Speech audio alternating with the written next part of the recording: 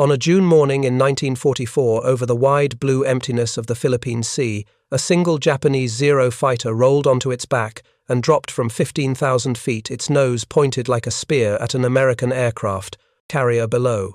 For 3 long years, that steep predatory dive had meant death for American pilots and sailors. The angle was perfect, the approach invisible from the ship's decks, and the pilot had practiced it until it felt as natural as breathing. Yet as he fell toward his target on this particular day, something was different. A shadow slid across his canopy, then another, and a flicker of unease cut through his focus. He pulled his head back just in time to glimpse a new silhouette diving out of the sun, and before he could react, the hunter had become the hunted. If you love true stories about how machines, people, and decisions changed the course of history, make sure you subscribe to this channel right now so you do not miss the rest of this journey through the skies of the Second World War. The shape above the Zero was not another fragile, lightly built Japanese fighter. It was a heavy, broad-winged American brute, a Grumman Hellcat, with 2 more right behind it and a dozen more beyond those. The Japanese pilot wrenched at his controls, trying to turn away, to climb, to fall, to do anything that had worked so well in earlier years of the war, but the moment had already passed. The Hellcat's 650 caliber Browning machine guns spoke in a single deafening burst. Tracers stitched across the Zero's wings, and fuselage fuel ignited, and in a matter of seconds, the aircraft that had once terrorized the Pacific dissolved into flaming debris that tumbled toward the ocean. What had been the most feared fighter in the theater was now just a trail of smoke and wreckage sinking into the waves. That first kill was only the beginning. Within minutes, dozens more, Zeros followed the first one down, scores of them spiraling toward the water, then over 100, and by the end of the day, more than 240 Japanese aircraft would be gone. Japanese survivors would later call it a massacre. American pilots searching for words to describe the lopsided slaughter would remember it as the Great Marianas Turkey Shoot. But the men who strapped themselves into those big blue fighters and flew into that swirling sky knew exactly what they were witnessing. They were watching the Grumman Hellcat do the one thing it had been designed above all else to do: win. This is the story of the fighter that Japan could not catch, could not outfight, and could not stop, and how it reshaped the war in the Pacific. To understand why that moment over the Philippine Sea was even possible, you have to roll the clock back to the dark days of 1942, when the United States was not winning at all. Pearl Harbor had been attacked only months earlier. Battleships lay twisted and burned in the harbor. The Pacific Fleet was badly crippled, and Japanese forces were driving eastward island by island, seemingly unstoppable. On land and at sea, the news was grim, but in the air it was even worse. American pilots were dying in shocking numbers, and they were dying in a particular kind of airplane. That airplane was the F-4F Wildcat fighter, a stubby, tough little machine that could absorb punishment but could not dish out victory. Against it, the Japanese Navy deployed the Zero, an elegant, almost weightless fighter that could literally fly circles around the Wildcat.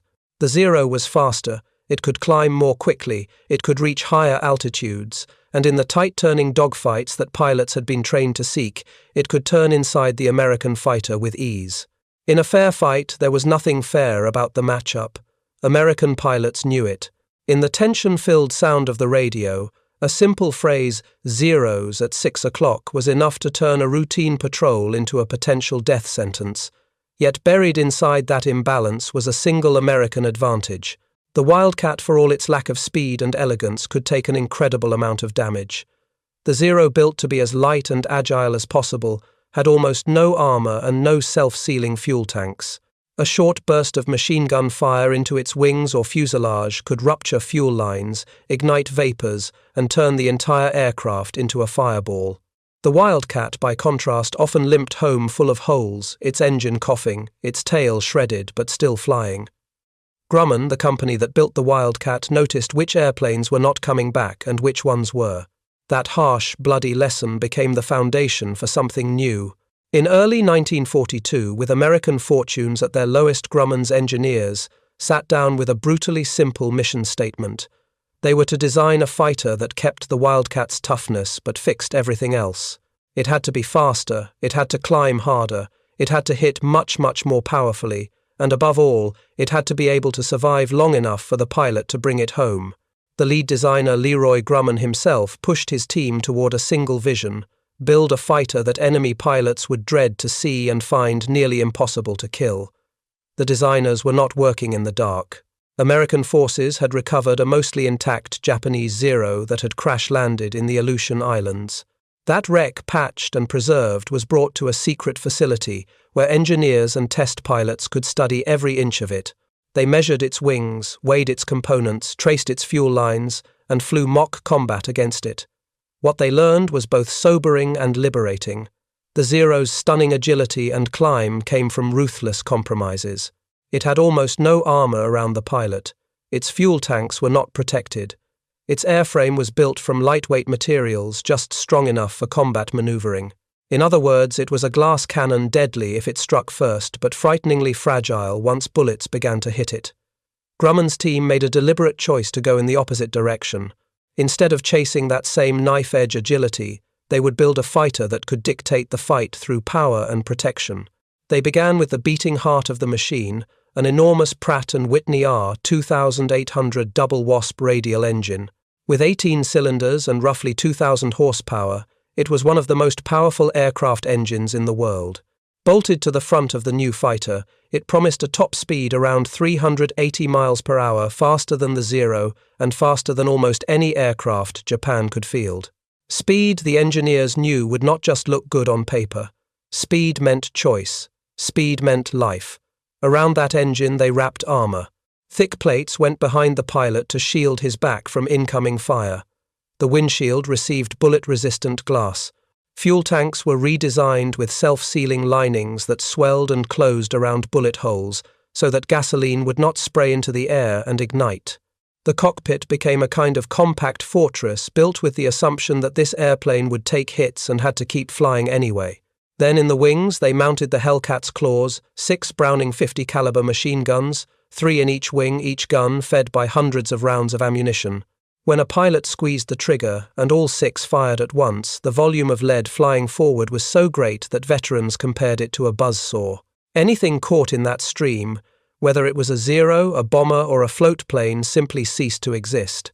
The airframe that held all of this together did not resemble the sleek lines of a racing plane. The new fighter was big. It had broad, strong wings designed to fold neatly on the cramped deck of an aircraft carrier, but also to lift a heavily armored machine safely off the sea. Its fuselage was deep and sturdy to house the engine guns, armor, and fuel. Sitting on the deck, the airplane looked less like a delicate bird of prey and more like a boxer with its shoulders hunched and fists raised ready to punch through a brick wall, which, as many pilots would later joke, it probably could have done. The prototype first left the ground in June of 1942. Test pilots who climbed down from it after those initial flights were grinning. The aircraft could climb like a rocket and dive like a falling meteor. It was stable, predictable, and while it could not quite match a Zero in a slow-turning knife fight, it did not have to. It had speed to choose when to engage firepower to end the fight quickly and armor to bring the pilot back even when things went wrong. The United States Navy saw the reports, watched the demonstrations, and by October of that same year placed its orders. Grumman shifted into wartime overdrive. What followed was not just an engineering triumph, but an industrial one. A new factory was tooled and organized so efficiently that at peak capacity it could roll a fully assembled Hellcat off the line every 30 minutes. That meant that in the time it took a pilot to fly a combat air patrol and return to his carrier, another Hellcat could have been born back in the United States. It was the fastest fighter production rate in history, and it meant that the new design would not just exist on paper or in a handful of squadrons. It would fill the Pacific. Then in the wings they mounted the Hellcat's claws, 6 Browning 50 caliber machine guns, 3 in each wing, each gun fed by hundreds of rounds of ammunition. When a pilot squeezed the trigger and all 6 fired at once, the volume of lead flying forward was so great that veterans compared it to a buzzsaw. Anything caught in that stream, whether it was a Zero, a bomber, or a float plane, simply ceased to exist. Flying the Hellcat felt like driving a truck that could outrun a sports car while carrying the guns of a battleship. That was exactly what Grumman had intended, a flying tank with the heart of a race car. Soon this new machine would have to prove that its reputation was more than just hangar talk. That opportunity came when the carrier United States ship Essex steamed toward the Gilbert Islands. On its decks, the Hellcats sat in neat rows, wings folded, paint gleaming in the tropical sun. The pilots strapped in with mixed emotions. They had heard the stories of Zero ambushes, of torched aircraft and funerals at sea. But they also knew that they now had something very different under them. On the last day of August 1943, the first major combat test arrived, a strike against Japanese positions on Marcus Island. 16 Hellcats roared down the deck, leaped into the air, and clawed their way toward the target. Over Marcus Island, enemy Zeros scrambled to intercept the incoming Americans just as they had done so many times before. American pilots tightened their grips on the control sticks and braced for the familiar nightmare of twisting dogfights with the odds stacked against them. Instead, they watched in astonishment as the Hellcats tore through the defending fighters as if they were made of paper. Japanese pilots tried tight turns, high-speed dives, and snap rolls, all the tricks that had worked so well against Wildcats. The Hellcats simply stayed on them, using their superior speed and power to stay in control. In less than 10 minutes, 8 Zeros had been shot out of the sky. Not a single Hellcat was lost. When the American pilots returned to the Essex and climbed down onto the deck, many of them were almost in disbelief. Lieutenant Commander Edward O'Hare, a respected ace, radioed back in a jubilant voice that he had no idea why they had been so worried. The airplane, he said, was incredible. Word spread quickly from carrier to carrier. Squadrons equipped with Hellcats began to appear on other big decks: United States ship Yorktown, United States ship Lexington, United States ship Bunker Hill. Wherever they arrived, kill ratios against Japanese aircraft suddenly soared. The Japanese noticed. Reports from surviving pilots described a new American fighter that was faster, heavier, more powerful, and disturbingly hard to bring down. One captured pilot, when interrogated about the Hellcat, simply shook his head and said that when they saw it, they ran. But running did not help. In a dive, the Hellcat was faster. It could chase down a retreating Zero and still have the energy to climb back to safety. With 6 heavy machine guns, it did not need long, carefully aimed bursts. A single second on the trigger could send more than 70 bullets downrange, enough to rip 2 lightly built Zeros apart. By the end of 1943, the numbers told the story clearly. For every Hellcat lost, 13 enemy aircraft had been destroyed. Japanese aviators had never faced anything like it. And yet, astonishing as that ratio was, it was only the prelude. On June 19, 1944, the war in the Pacific reached a new turning point. Over the Philippine Sea, the Japanese Navy assembled the largest carrier strike force. It could still muster 9 carriers, and more than 400 aircraft gathered for one last immense effort to shatter the American fleet and regain control of the ocean. It was in many ways Japan's final chance to change the tide. The Americans were not blind to what was coming. Admiral Raymond Spruance commanded Task Force 58, a powerful armada of 15 carriers carrying more than 900 aircraft, and over 300 of those machines were Hellcats. At dawn, Japanese carriers launched their first wave, 69 aircraft made up of Zero fighters, dive bombers and torpedo bombers, flown by men who had trained for this kind of strike since the days of Pearl Harbor. They moved forward with confidence, expecting to find a vulnerable fleet and scattered resistance. Instead, the Japanese formation was detected by American radio detection equipment at roughly 70 miles out. Alarms sounded across the decks, and Hellcat pilots sprinted to their aircraft. Engines coughed and roared to life, propellers blurred into discs, and within minutes more than 200 Hellcats were clawing skyward, climbing to meet the incoming enemy. From the cockpits of the Japanese bombers and escorts, the view ahead changed from empty blue to something far more ominous. A sky thick with blue-grey shapes marked by white stars spreading out like a living wall. The American pilots did not wait passively for the attackers to come to them. With altitude and speed on their side, they rolled over and dove straight into the heart of the Japanese formation. Instantly, the neat geometric pattern of bombers and escorts dissolved into chaos. Hellcats slashed through the bomber stream like sharks through a dense school of fish. Japanese escort fighters tried desperately to intervene, but for every Zero there seemed to be 3 Hellcats faster in the dive, better armed, and far better protected. In that swirling, murderous sky over the Philippine Sea, the design decisions made in a quiet Grumman conference room in 1942 were finally being paid back, one falling airplane at a time. The savage, swirling chaos over the Philippine Sea reached a fever pitch as individual duels dissolved into something far more overwhelming, a collapse of the Japanese formation so complete that even the most seasoned American pilots later struggled to describe it. Out of this storm emerged moments of almost unbelievable skill. Lieutenant Wilbur Webb climbed, rolled, and dove, with a predator's precision, his Hellcat's 6 Browning machine guns blazing in short, controlled bursts. In the span of 7 minutes, he sent 6 Japanese aircraft plunging into the waves below. Not far away, Lieutenant Alex Vrasiu performed a similar feat. He dropped into the bomber stream, lined up his shots with icy calm, and in 8 minutes had torn 6 more enemy aircraft out of the sky. These were not statistics made in leisure. They were the product of mechanical advantage, perfect positioning, and nerves honed by relentless training. Together, the achievements of Webb and Vrasiu became symbols of what the Hellcat offered American pilots the ability to dominate the fight from the first second to the last. But their incredible marksmanship was only part of a wider catastrophe engulfing the Japanese strike force. By the time the remnants of the first wave attempted to retreat, only 27 of the original 69 aircraft were still airborne, and even those were battered, shaken, and fleeing, without having inflicted meaningful damage. The great armada that Japan had spent years assembling had delivered its blow and found only empty ocean and a wall of blue American fighters in return. The United States fleet had not taken a single serious hit.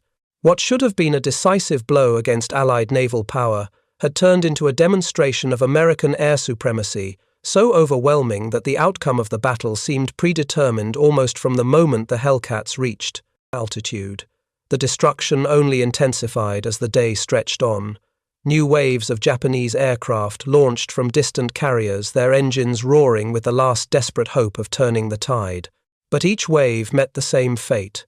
Hellcats climbed to meet them, swarmed through them, and tore them apart.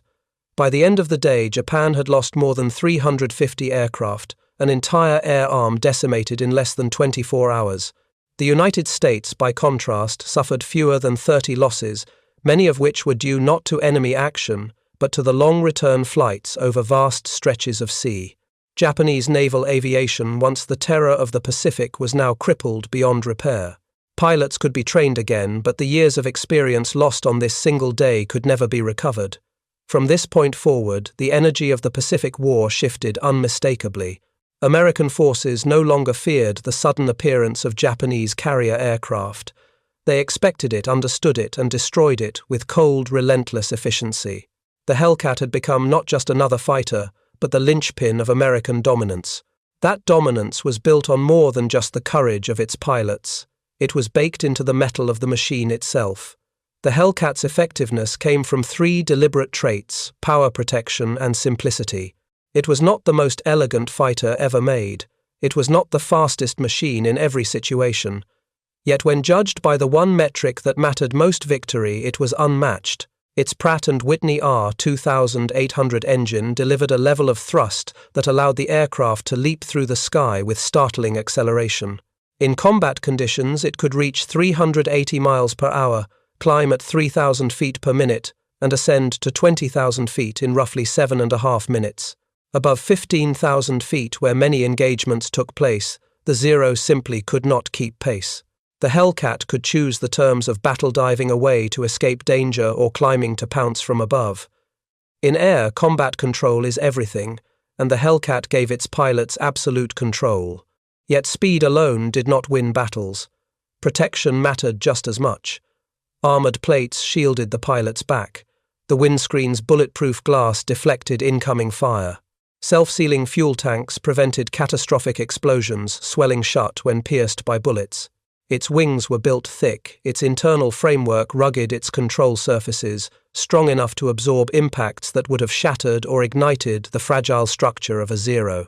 Stories spread rapidly across the fleet of Hellcats, returning with cylinders blown off the engines, tails that looked as though they had been chewed apart, or flaps dangling uselessly in the slipstream. One of the most famous tales involved Lieutenant Hamilton McWhorter, who took a 20mm cannon shell straight through the cockpit. The shell punched through the armor, blasted past his seat, exited through the canopy, and did not detonate. Even with a hole carved through the aircraft and shards of canopy glass all around him, he brought the Hellcat home and was flying again the very next day. This rugged design was supported by a third, equally crucial trait: simplicity. The cockpit layout was orderly, intuitive, and easy to learn, even for pilots with limited experience. Carrier landings, always among the most dangerous tasks in aviation, were made easier by the Hellcat's wide stance and stable handling, compared to the difficult-to-manage Corsair, which bounced and skidded on carrier decks so violently that it earned an unflattering nickname, implying it eliminated rookies. The Hellcat was a dream. Even pilots fresh out of training could bring it down on a pitching deck in rough seas without fear. Maintenance crews loved it too. Panels opened easily, parts were standardized. Repairs that once required hours of labor or custom hand-fitting could now be completed in minutes. In a theater where salt water, humidity, and relentless flying hours punished machines mercilessly, this simplicity was not convenient. It was life-saving. All of these advantages multiplied when combined with America's unmatched industrial capacity. By 1944, factories were producing more than 500 Hellcats every month, each one assembled with parts that could be swapped across any other aircraft on any other deck. When one Hellcat returned, battered from battle, mechanics could strip pieces from another grounded machine, install them with ease, and have the damaged aircraft flying again that afternoon. Japan had no such capability. Their factories were bombed, starved of raw materials, and running far below capacity. Every zero they lost in combat was gone forever. Every Hellcat lost by the United States was effectively replaced before the wreckage had cooled. In a war increasingly defined by attrition, the difference was monumental. By the end of 1944, the results were unmistakable. Hellcats had destroyed more than 2,500 Japanese aircraft that year alone. The kill ratio had risen to 19-1, a figure so staggering that it has never been equaled by any fighter in history. In total, Hellcats flew more than 66,000 combat sorties and shot down 5,271 enemy aircraft. Nearly half of all Japanese planes destroyed by American carrier aviation fell to the guns of a Hellcat. These were not minor contributions. They were foundational to the collapse of Japanese air power. The Zero, which had ruled the skies in 1941 and 1942, was now reduced to a target. The Hellcat's influence did not stop at raw numbers. It transformed the very philosophy of fighter design. Before its arrival, engineers around the world believed that agility tight turns lightweight frames, delicate control surfaces defined victory in the air. The Hellcat showed that a different formula could dominate: unmatched power, heavy armor, rugged construction, and overwhelming firepower. It did not seek to outturn its enemies. It sought to outclimb them, outdive them, outgun them, and outlast them. In doing so, it proved that survival and lethality mattered more than elegance. The next generation of American fighters followed this blueprint. The Bearcat, the Panther, and later versions of the Corsair all inherited the design principles pioneered in Grumman's workshops.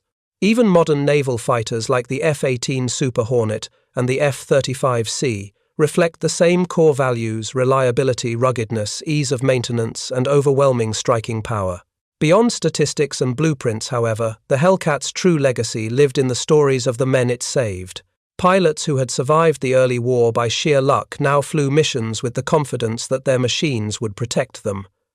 Survival rates rose to levels that would have been unimaginable in 1942. Many pilots walked away from crashes, limped home with engines barely hanging onto their mounts, or landed on carriers with wings riddled by cannon fire. One of the most remarkable was David McCampbell, who became the United States Navy's top ace with 34 victories. He lived to the age of 86 and credited the Hellcat with every day of life he enjoyed after 1944. He was not alone. Thousands of families welcomed home sons, brothers, and fathers who would never have survived in any earlier fighter. Meanwhile, the Japanese air arm, gutted by the losses over the Philippine Sea, never recovered. With trained pilots gone and aircraft production crippled, Japan turned increasingly to kamikaze attacks, not from ideology, but from desperation. They lacked the planes, pilots, and fuel to conduct conventional operations. The Hellcat, by stripping them of those resources, had inadvertently forced them into that tragic corner. When the war finally ended, most Hellcats were scrapped, melted down, or recycled. A few were preserved for museums. A handful survived to fly in air shows, their engines roaring just as they had decades earlier. Each time one lifts off the ground, it carries more than its own weight. It carries the memory of the engineers who built it, the pilots who trusted it, the battles it shaped, and the war it helped end. And when American carriers steamed into Tokyo Bay to witness the signing of Japan's surrender aboard the battleship Missouri Hellcats circled above them, victorious, unmatched, unstoppable,